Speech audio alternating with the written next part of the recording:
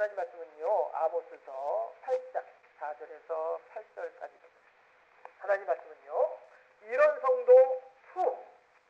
예. 말은 이렇게 하면서도 속은 그렇지 않는 경우가 있죠. 아마 모르시는 분들 없을 거예요. 그 고두심이라고 하는 탤런트가 그 드라마에서 했던 말, 유명한 말 있죠? 어떤 말이죠? 그렇죠. 잘났어 정말. 그런데 이 잘났어 정말을 엄마가 아들에게 한다. 잘났어 정말이라고 하는 말을 엄마가 아들에게 한다. 어떤 톤으로 하실까? 이 잘났어 정말이라고 하는 말은 이런 식으로 말하는 거하고 저런 식으로 말하는 거하고 어감이 정반대가 되거든요. 자, 그러니까 준비하시고요. 엄마가 눈에 넣어도 아프지 않을 아들을 향해서 잘났어 정말 하게 되면 어떻게 할까? 시작!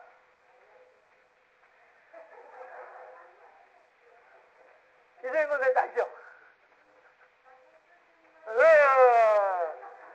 김가지 대화 해보실래요? 한번 해보세요. 승리 향해서 승리 여기 딱 치고. 그렇죠. 이거예요. 예. 엄마가 아들에게 하는 말. 그런데 아내가 남편에게 할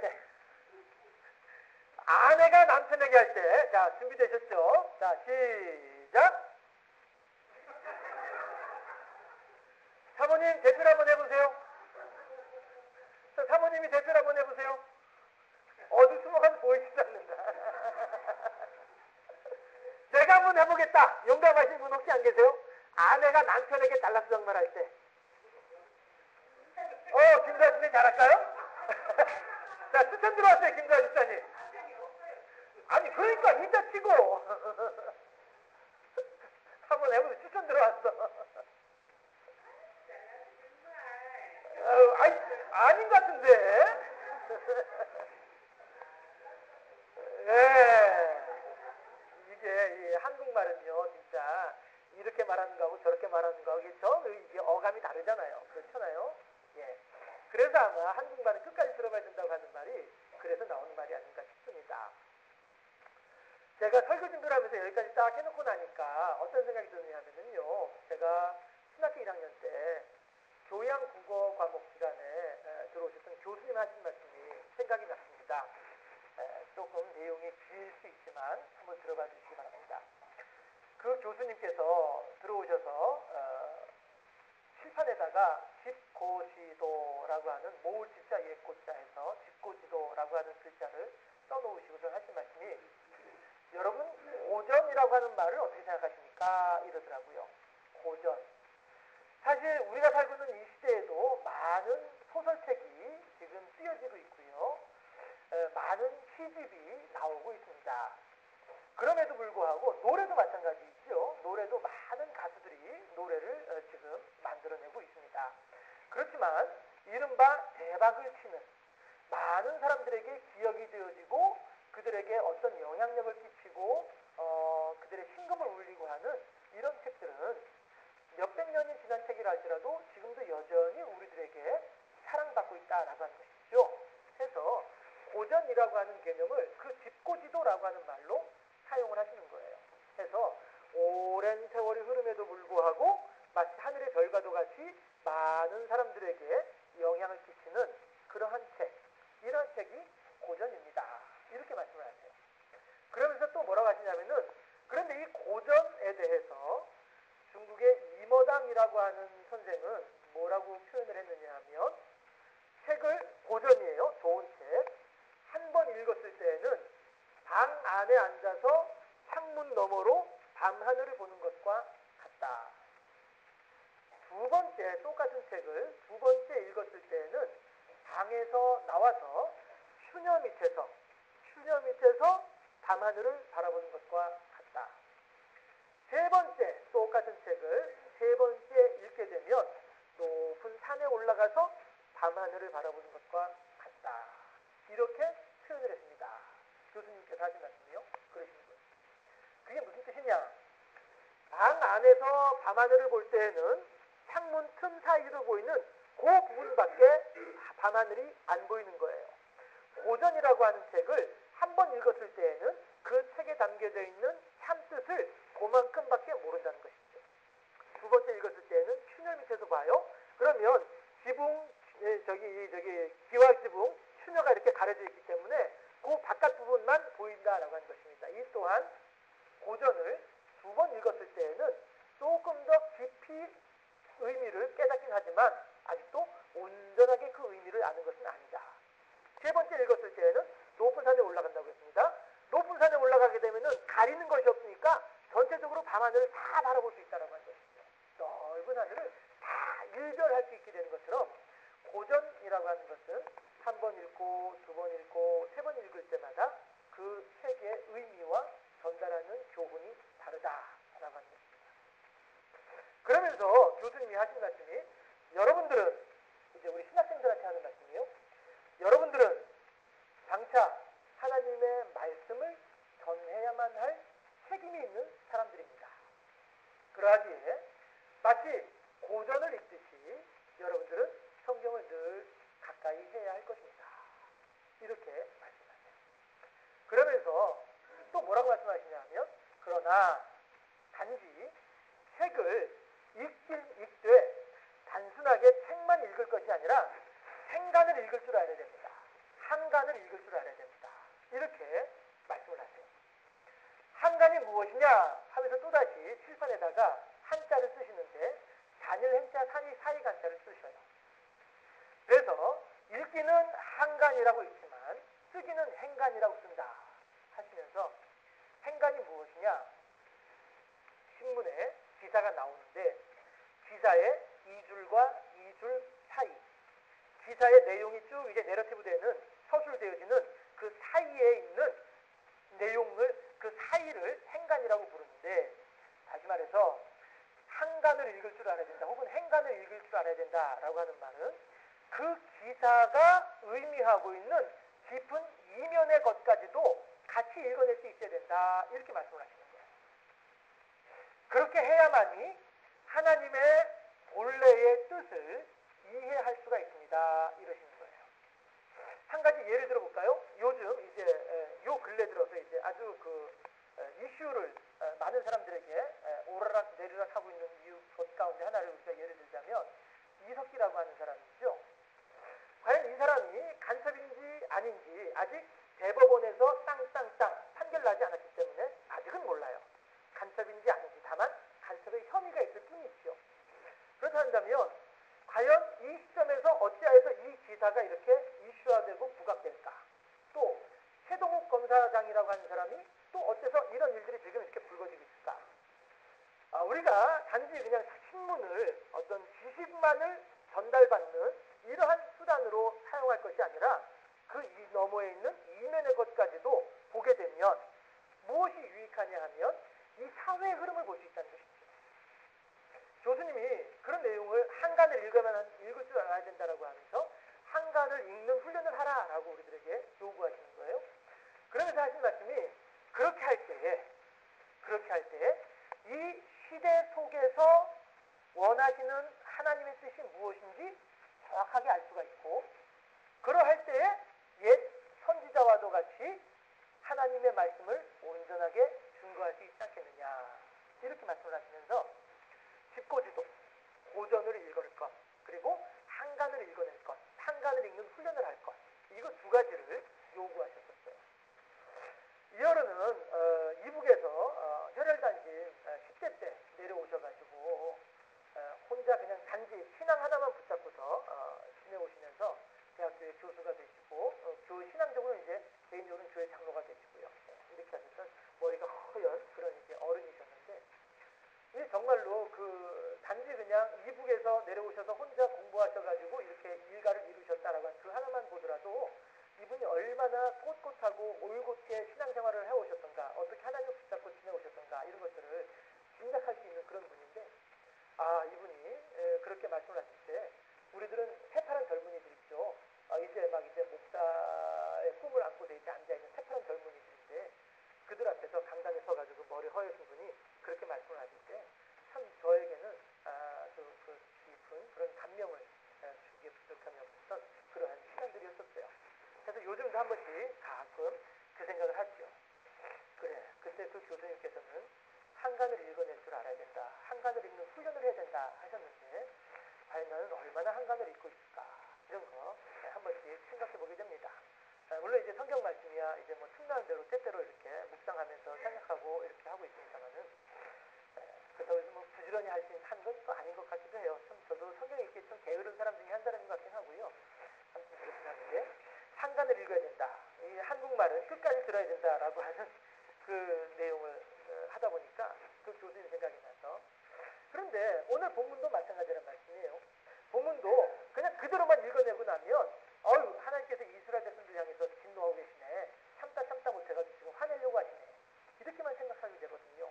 그런데 우리가 한간을 읽어내게 되면 이 속에 담겨져 있는 하나님의 본래적인 마음을 알 수 있다는 겁니다. 과연 하나님은요 우리들을 향해서 팩토리 때리는 너를 기뻐하는 하나님은 아니거든요. 우리들을 괴롭히는 것을 보면서 우리가 괴로워하는 것을 보면서 즐거워하는 하나님은 결코 아니란 말씀이죠.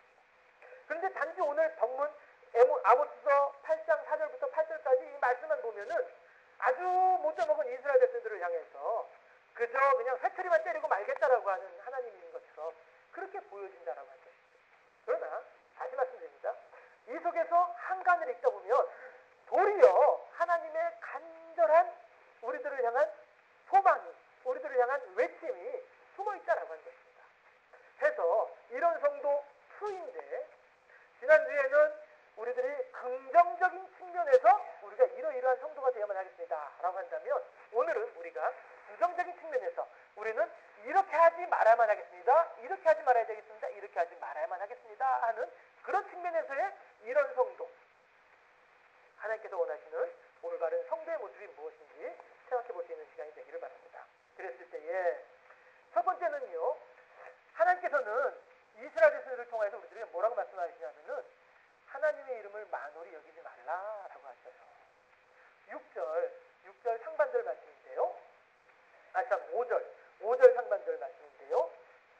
아모스서 8장 4절 5절 상반절 말씀이에요. 제가 읽어드릴게요. 너희가 이르기를 월삭이 언제 지나서 우리가 곡식을 팔며 안식일이 언제 지나서 우리가 밀을 내게 할꼬. 여기까지예요. 이게 무슨 얘기예요? 지금 너희가라고 하는 이 한 사람이 그냥 편의상 저라고 할게요. 저는요 지금 얼른 지금 창고에 가득 쌓여져 있는 이 물건들을 내다 팔고 싶어요. 왜? 팔아야만이 돈이 되니까. 그런데 팔지 못하고 있어요. 왜 못 파냐 하면은 오늘이 월삭이에요. 월삭이 뭐냐 하면 매달 초하루를 의미하는 거예요. 그래서 하나님께서 매달 초하루는 하나님께서 장사도 하지 말고 일도 하지 말고 안식일도 지켜라 하신단 말씀이에요. 그러니까 매달 초하루 월삭이 되니까 이거 장사해서 팔아야 되는데 못 팔고 있어. 아까워라. 이게 지금 다 돈인데 장사해 보신 분들은 아실 거예요.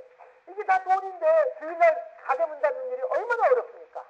그렇잖아요. 문만 열어놓고 다 돈인데 안 그래요? 그런데 이거를 못 하고 있으니까 아까운 거예요. 안식일이에요. 이거 어떻게 하면 좋아? 지금 여기 생선 갖다 떼어놓고 있는데 다 썩어버려. 이거 얼른 팔아야 되는데 안식일이라서 못 팔어. 이거 손해 많이 보네 이거. 이거 빨리빨리 좀 안식일 좀 지나갔으면 좋겠어. 얼른 나가서 장사 팔아야 이거 물건 팔아야지 이거. 뭐예요? 하나님의 계명 때문에 내가 지금 손해를 보고 있다라고 하는 거예요. 5절 상반절이. 얼른 월삭이 지나가야 얼른 안식일이 지나가야 이 물건들을 내다 팔고 내다 팔아야 돈이 생기고 돈이 생겨야 내가 재밌게 잘 살 텐데 이놈의 월삭 때문에 이놈의 안식일이 뭐라고 장사도 못하게 하고 하나님 왜 이렇게 나를 힘들게 하는 거요? 왜 나에게 이런 시련을 주는 거요? 도리어 하나님의 이름을 만홀히 여기더라라고 하는 것입니다. 하나님께서는 오늘 이 본문 말씀을 통해서 우리들에게 뭘 말씀하세요? 하나님의 이름을 만홀히 여기지 말도록 하라는 거예요. 하나님께서 우리들에게 월삭을 주시고 하나님께서 우리들에게 안식일을 주신 이유가 뭡니까? 오전에도 우리가 생각해 보았다시피 우리가 일에 파묻혀가지고 일에 몰두하다 보면은 그만큼 멀어지는 것이 하나님의 은혜고 하나님의 능력이고 하나님의 도우심이다라고 하는 것이죠. 그러나 우리들의 인생에 일주일에 한 번씩 브레이크를 한 달에 한 번씩 브레이크를 걸고 쉬란 거예요. 그 가운데에서 하나님을 바라보고 그 가운데서 하나님의 말씀을 생각하라는 거예요. 그렇게 하고 새로운 힘을 얻어서 나머지 6일 동안 또 열심히 일하라는 거예요. 그럼에도 불구하고 불구하고 이 사랑의 하나님, 우리들에게 안식을 주고자 하신 하나님의 뜻은 생각하지 못하고 뭔 안식이 이렇게, 뭔 월삭이 이렇게, 마치 옛날 어른들 하시는 말씀처럼 없는 집에 제사 돌아오듯 한다고 하는 말처럼, 그 말 무슨 의미인지 아시죠? 없는 집에, 가난한 집에 제사 돌아오듯 한다고 하는 말처럼, 그렇게 이 이스라엘 사람들의 입장에서는 안식일이, 월삭이, 하나님의 계명을 따르는 일이 버겁고 힘들더라라고 하는 것이죠. 그러나 하나님은 우리들에게 뭐를 말씀하세요? 사랑을 말씀하세요. 너희들 그 시간에 쉬어라. 그 시간에 쉬면서 나와 더불어 교제하자. 하다못해 나랑 섹스라도 하고 나랑 더불어 이방구라도 하자. 하나님의 간절한 마음인데, 사랑의 마음인데 이걸 모르고 있는 거예요. 하나님은 우리들에게 이러한 하나님의 이름을 만으로 여기는 자가 되지 말라라고 말씀하고 계신 줄로 믿습니다. 두 번째는 뭐냐면요, 아까 5절 상반절 읽었죠? 그 뒤부터 6절까지 말씀인데요. 에바를 작게 하고, 거기부터 함께 6절까지 합독하실까요? 시작. 에바를 작게 하고 세계를 크게 하여 거짓 저울로 속이며 은으로 힘없는 자를 사며 흰 한 켤레로 가난한 자를 사며 찌꺼기 밀을 살자 하는도다. 아멘. 저 어렸을 때만 하더라도요, 이런 명절 시즌이 되면 텔레비전 뉴스에서 그런 거 많이 나왔어요. 저울 단속반. 그렇죠. 저울 단속반 많이 있었죠. 예. 해서 jet박스 말이야, 밑에다가 뭐 하나 더 대가지고 말이야, 예. 그렇게 하는 거 많이 있었잖아요. 예. 이게 왜 그래요? 욕심이죠. 다른 사람들에게 주는 거는 조금 주면서 돈은 많이 받아내고자 하는 욕심이죠. 이 욕심이 사람들을 향하여서 거짓 말을 하게 만들더라라고 하는 것입니다. 그러나 제9계명이 뭐죠? 입으로 하는 거. 제9계명, 입으로 하는 거. 입으로 뭘 하죠? 거짓말 하잖아요. 9계명. 예. 거짓 증거하지 말습니다. 입으로 하잖아요. 9계명. 예. 거짓말 하지 말라 하나님께서 분명히 말씀하시는 10계명 가운데 하나의 계명이란 말씀이에요. 기왕이면은 앞에 거 8계명 한번 해볼까요? 8계명이 뭐죠? 도둑질을 할 때 뭐로 하죠? 팔을 뻗어가지고 도둑질하잖아요. 8계명 도둑질하지 말고. 예. 어쨌든지 간에 하나님께서 분명히 이웃을 향하여서 거짓 증거하지 말라라고 말씀하셨음에도 불구하고 지금 이 사람들은 자기의 욕심에 겨워가지고 이웃 사람들을 향하여서 저울을 속이고 이웃 사람들을 향하여서 에바를 속여서 도리어 많은 돈을 받아내면서 물건을 조금 주면서 내가 더 많은 욕심을 챙기려고 하는 이런 사람들. 하나님의 이름을 만으로 여기다 보니까 하나님의 말씀대로 살아가려고 하지 아니하고 하나님을 그냥 이렇게 막 소홀히 이렇게 여기다 보니까 이웃에 대해서도 마찬가지로 너희들은 그저 내 이용 대상일 뿐이야. 뭐 이런 것밖에 안 되는 거죠. 너희들은 나에게 그저 돈만 바치면 돼. 합법적으로만. 물론 이제 합법은 아니구나. 참 어차피 저울을 속이는 거니까 불법이죠. 너희들은 그저 나한테 돈만 바치면 돼. 물건은 조금만 가져가고 돈만 많이 내. 이러한 마음들. 이웃을 사랑하고자 하는 마음은 전혀 없이, 이웃을 섬기고자 하는 마음은 전혀 없이 도리어 이웃을 향해서 합세하고 압제하고 10,000원짜리를 주고서 신발을 사야 마땅함에도 불구하고 100원만 주고서 신발 사려고 하는 이런 사람들. 그 다음에 저 사람이 지금 사정이 급한 걸 보고서는 내가 너 돈 빌려줄게. 대신에 너 그거 5만원짜리지? 내가 돈 빌려줄게. 3만원만 주고서 그 나한테 줘. 이런 식으로 다른 사람들을 압제하고 다른 사람들을 괴롭히려고 하는 이 마음들. 하나님께서는 이런 일들을 행하지 말라라고 말씀하시는 거예요. 그렇다고 한다면 도리어 내 옆에 있는 나의 이웃들은 어떤 사람들이냐? 나의 유익을 위해서 짓밟고 나의 소득을 위해서 무시하고 망가뜨리고 나만 잘 먹고 잘 살면 되는 그러한 나의 성공을 위한 도구로서 내가 밟고 올라갈 디딤돌로 생각하는 그런 이웃들이 결코 아니란 것이죠. 하나님께서 우리들에게 말씀하시는 이웃이라고 하는 것이죠. 하나님께서 우리들에게 말씀하신 나의 가족이라고 하는 대상들은 하나님께서 내게 말씀하시는 나 이외에 내 주변에 있는 모든 사람들이라고 하는 그들은 아유 지겨워라. 내가 저 인간하고 평생을 어떻게 살아? 아니라니까요. 내가 저 인간 보고 꼴 보기 싫으면 내가 이사를 가든가 해야지. 아이고 내가 못 살아. 아니라니까요. 도리어 그들은 하나님의 이름으로 하나님의 사랑으로 섬기고 돌봐줘야만 할 대상들이더라라고 하는 것입니다. 그런데 어떻게 해요? 내 힘으로요? 아니죠. 내 힘으로는 못하죠. 내 속에서 나오는 것이라고 한다는 건 뭐 순 어떻게 돼요? 내 속에서 나오는 것은 거짓과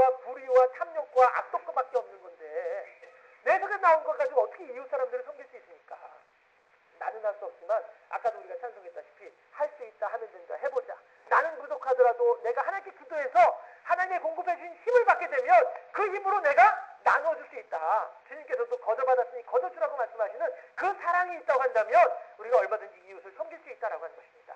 그 하나님의 샘솟듯 하는 사랑과 은혜를 내가 경험하고 있다고 한다면 내 평생 같이 가야 될 내 짐이 아니라 내 평생 내가 섬김으로써 하나님의 사랑의 도를 실천할 수 있는 대상이란 말이에요. 그렇게 되면 나의 상급은 쌓이고 쌓이고 쌓이겠죠. 하나님의 나라에.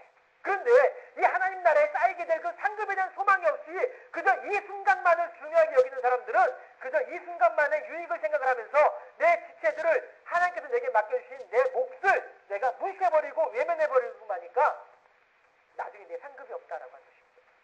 예화 중에 그런 예화가 있잖아요.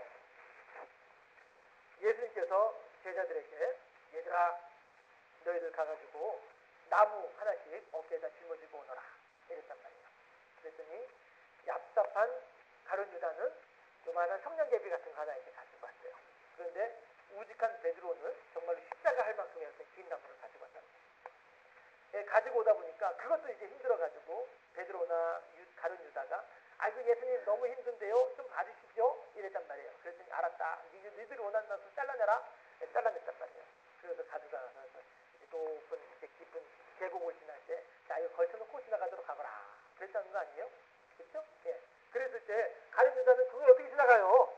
베드로들은 야 이 바보 같은 녀석아 뭐 그렇게 우직하게 그러냐 요령껏 살아야지 요령껏 했다가 요령껏 살려고 하다가 못 건너가는 하나님께서 우리들에게 맡겨주신 몫이라고 하는 것이 그렇다라고 하는 것이죠. 내 몫에 테인 십자가 내가 어찌 외면할 것이냐 하는 것입니다. 이웃 사람들은요 내가 이용하고 어떻게든 꼴가내고 어떻게든 내가 그들의 것을 빼앗아서 나의 유익을 추구할 그런 사람이 아니란 거예요. 오늘 하나님께서는 그렇게 행동하지 말라라고 아모스에서 말씀하고 계시는 거예요. 도리어 어떻게 하라고요? 내가 너희를 사랑한 것 같이 너희도 서로 사랑하라. 내가 너희에게 새 계명을 주노니 서로 사랑하라. 예수님께서 말씀하시잖아요.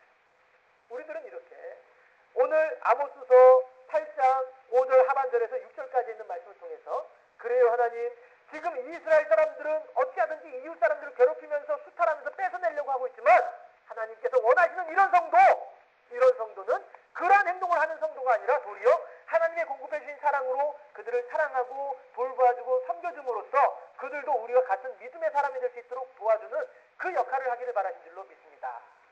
우리가 하나님께 이웃 사랑의 도를 실천하겠습니다. 결단하는 그런 성도가 되어줄 수 있기를 바랍니다.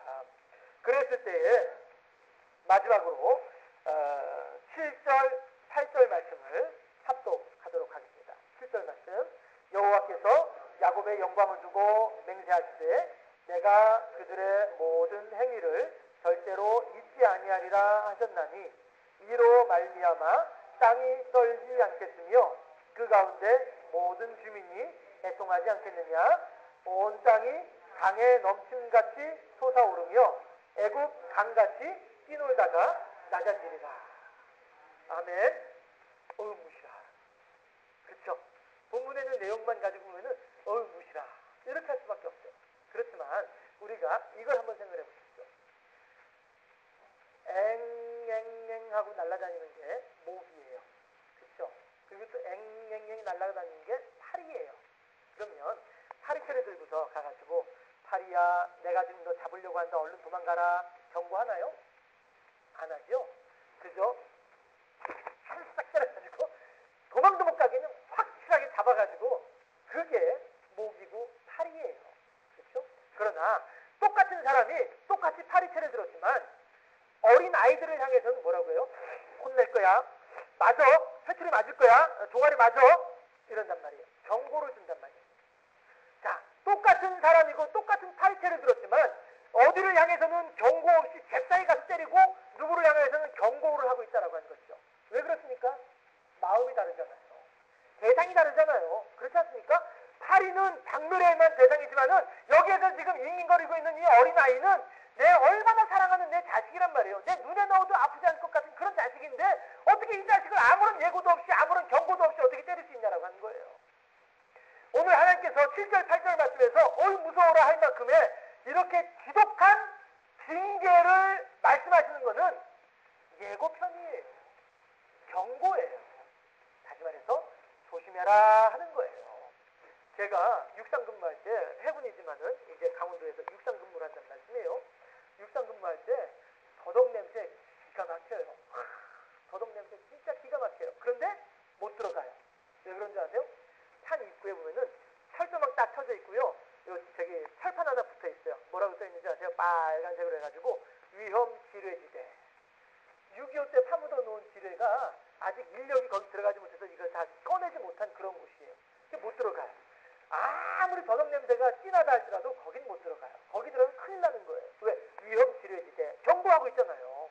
경고하고 있으니까 못 들어가는 거예요. 그러나 우리가 산기도 하러 다니는 그 길은요, 얼마든지 왔다 갔다 해요. 왜? 늘 다니는 길이니까. 거기는 경고판도 없으니까. 왜? 부대 안에 있는 그 동네니까, 그 지역이니까 다 이제 검사해가지고 다 지뢰는 다 캐냈거든요. 그러니까 아무 문제 없이 안심하고 다닐 수 있는 거예요. 그렇지만 위험 지뢰지대 경고가 있는 데는 절대 들어가면 안 되는 거예요. 거기 있으라도 들어가겠다 하는 사람들은 목숨 내걸고 들어가는 사람들은 아니에요. 더덕한 뿌리 때문에.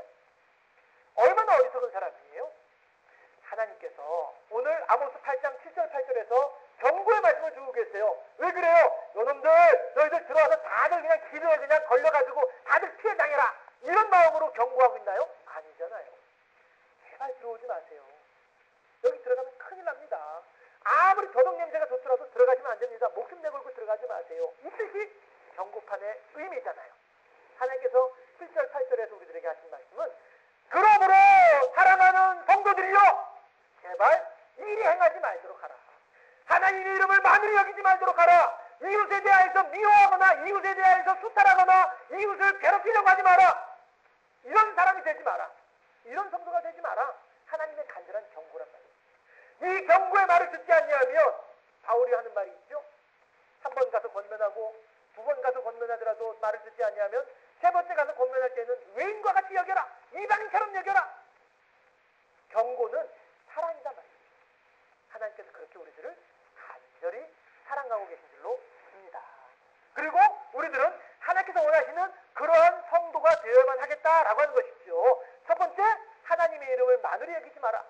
두 번째, 이웃을 내 몸과 같이 사랑하라. 이 두 가지 사실. 하나님께서 이것을 우리들에게 간절히 경고하고 계시다는 거예요. 너희들이 이 계명을 잘 순행한다고 한다면 너희들의 생명이 땅에서 길고 복될 것이다. 약속하고 계시는 하나님의 약속을 믿으면서 오직 하나님만을 향하여서 온전히 찬양하는, 하나님만을 향하여서 온전히 영광 돌려드리는 순종의 사람들로 되어지는 우리 모두가 될 수 있기를 주님의 이름으로 축원합니다. 기도하겠습니다.